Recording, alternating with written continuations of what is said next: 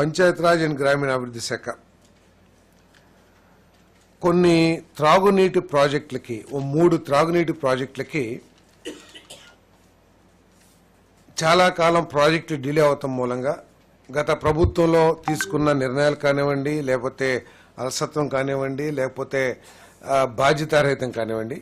ఈ ప్రాజెక్టులు డిలే అయిపోయి ప్రాజెక్టులు ముందు సాగించలేని పరిస్థితి కనబడటం మూలంగా జియో 62 ద్వారా ఈ ఏదైతే ప్రైజ్ అడ్జస్ట్మెంట్ ఉంటుందో ఈ ప్రాజెక్టులకి ఇచ్చే కార్యక్రమం చేయబోతున్నాం. ఇక్కడ ప్రత్యేకంగా ఈ ప్రాజెక్టులు ఏంటంటే శ్రీకాకుళం జిల్లాలో ఉద్దానం ప్రాంతానికి త్రాగునీటి వసతి, అదేవిధంగా వైఎస్ఆర్ జిల్లాలో పులివెందుల నియోజకవర్గానికి మరియు కర్నూలు జిల్లాలో డోన్ నియోజకవర్గానికి, అంటే ఒకటేమో మాజీ ముఖ్యమంత్రి గారిది, ఒకటేమో మాజీ ఫైనాన్స్ మినిస్టర్ గారిది కాన్స్టిట్యున్సీలో దాదాపు 10.5 లక్షల మందికి త్రాగునీటి సమస్య తీర్చడం కోసం ఈ ప్రాజెక్టులు ఉన్నాయి. కాబట్టి గతంలో మనందరం కూడా చూసాం గత ప్రభుత్వం ఏ విధంగా పనిచేసింది, గత ప్రభుత్వ నాయకత్వం యొక్క ఆలోచన ధోరణి ఏమిటి అనేది ఈ రాష్ట్ర ప్రజలందరూ కూడా తెలుసు. అనేక ప్రాజెక్టుల్ని ఆంధ్రప్రదేశ్ తలరాత మార్చగలిగే ప్రాజెక్టులు, అనేక ప్రాజెక్టుల్ని కేవలం రాజకీయ దురుద్దేశంతో, ఒక క్రూరమైన ఆలోచనతో, కేవలం చంద్రబాబు నాయుడు గారికి తెలుగుదేశం పార్టీకి ఎక్కడ పేరు వస్తుందో అనే ఉద్దేశంతో ఆ ప్రాజెక్టుల్ని నాశనం చేసిన పరిస్థితులు మనందరం కూడా చూసాం. హౌసింగ్ కానివ్వండి, లేకపోతే చింతలపూడి లాంటి ప్రాజెక్ట్ కానివ్వండి,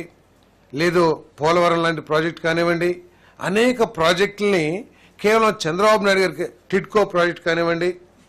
మళ్ళీ గౌరవ మంత్రి గారు చెప్తారు దాని గురించి, టిడ్కో ప్రాజెక్టులు కానివ్వండి, వీటన్నిటినీ కేవలం వేరే ఉద్దేశం ఏమీ లేదు, వేరే ఉద్దేశం సాంకేతికత కానీ లేకపోతే ఇంకేది ఎక్కడ లేదు. పోనీ అన్నిటికీ మించి మనం కూర్చున్న అమరావతి కానివ్వండి, కేవలం చంద్రబాబు నాయుడు గారికి తెలుగుదేశం పార్టీకి పేరు వస్తుందనే లక్ష్యంతో, ఆలోచనతో, దురుద్దేశపూరితమైన ఆలోచనతో వీటన్నిటిని కూడా నాశనం చేసిన విషయాలు మనం చూసాం. కానీ ఈ ప్రభుత్వం అటువంటి ప్రభుత్వం కాదు, ప్రజాస్వామ్యయుతంగా ఆలోచించే ప్రభుత్వం. నాయకులు కూడా ఏ విధంగా ఉంటారో ఒకసారి ప్రజలందరూ కూడా ఆలోచన చేయాల్సిన అవసరం ఉంది. గతంలో మీరు కూడా చూసి ఉంటారు, ఏ రాజకీయ శాసనసభ్యుల మీటింగ్ కానీ రాజకీయ మీటింగ్ కానీ జరిగితే గతంలో నా ఫోటో పెట్టుకుని గెలిచారు, నా ముఖం చూసి మీకు ఓటేశారు, నా మూలంగా గెలిచారు, మీరేంటి అనే ఆలోచన ధోరణితో మాట్లాడే, అదేవిధంగా తల్లిని కూడా తీసేసే అధ్యక్షురాలుగా నేనే జీవితాంతం లైఫ్ టైం అధ్యక్షుడిగా ఉండాలని ఆలోచించే ఆ ఆలోచన ధోరణి నుంచి మీరు గెలవటానికి కారణం ఏమిటి అని ఒక నేషనల్ మీడియా అడిగితే, కూటమి ప్రభుత్వం గెలుపుకి, పార్టీల గెలుపుకి గత ప్రభుత్వం మీద ఉన్న వ్యతిరేకత, సరైన సమయంలో పవన్ కళ్యాణ్ గారు కానీ భారతీయ జనతా పార్టీ కానీ తీసుకున్న నిర్ణయాలు కానివ్వండి, మా కార్యకర్తల కృషి కానివ్వండి,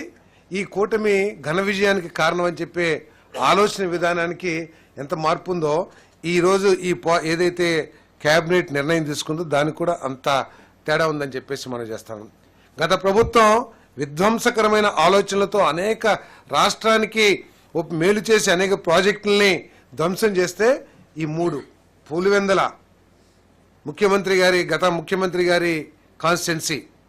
దాదాపు 90%, 80%, 60% ప్రోగ్రెస్లో ఉన్న వర్క్స్కి ఈరోజు ప్రైజ్ అడ్జస్ట్మెంట్ ఇచ్చి వాళ్ళకి ఆ పనులు పూర్తి చేయడానికి ఈ ప్రభుత్వం నిర్ణయం తీసుకుందని చెప్పేసి నీటి ప్రాజెక్టులు. ఎందుకంటే అక్కడంతా కూడా డ్రాట్ ఏరియా, కరువులకి ఎక్కువగా గురయ్యే ప్రాంతాలు కాబట్టి కేవలం ప్రజల సమస్యలు దృష్టిలో పెట్టుకుని దీన్ని ఆమోదించడం కూడా జరిగిందని చెప్పేసి మనం చేస్తాం. గృహ నిర్మాణం, PMAY urban, PMAY Grameen, PMAY JANMAN 1.0 ఈ పథకం ద్వారా ఈ రాష్ట్రానికి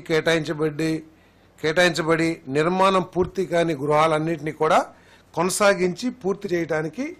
కేబినెట్ ఆమోదం పొందడం జరిగిందని చెప్పేసి మనం చేస్తాం. ఈ డిసెంబర్ 2024కి ఈ స్కీమ్ పూర్తి అయ్యే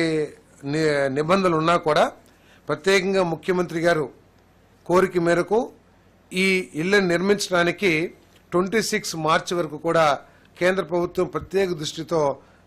అవకాశం కల్పించిందని చెప్పేసి కూడా ఈ సందర్భంగా తెలియజేస్తా ఉన్నా నేను. ఇంకా 6.41 లక్షలు ఇల్లు పూర్తి చేయాల్సిన అవసరం ఉంది. ఆ 6.41 లక్షలు అర్బన్, అదేవిధంగా 1,09,000 గ్రామీణ్ ఈ ఇళ్లను కూడా పూర్తి చేయాలని చెప్పేసి కేబినెట్ నిర్ణయం తీసుకుందని చెప్పేసి మనం చేస్తాము. ఇప్పటి వరకు ఏదైతే మెటీరియల్స్ విధానం కానివ్వండి, లేదా 3 ఆప్షన్స్ కానివ్వండి నిర్మాణంలో, ఆ విధానాల్ని కూడా ఆ విధానాల్లోనే కొనసాగించాలని చెప్పేసి కూడా ఈ కేబినెట్ ఆమోదం తెలిపిందని చెప్పేసి ఈ సందర్భంగా తెలియజేస్తా ఉన్నా నేను.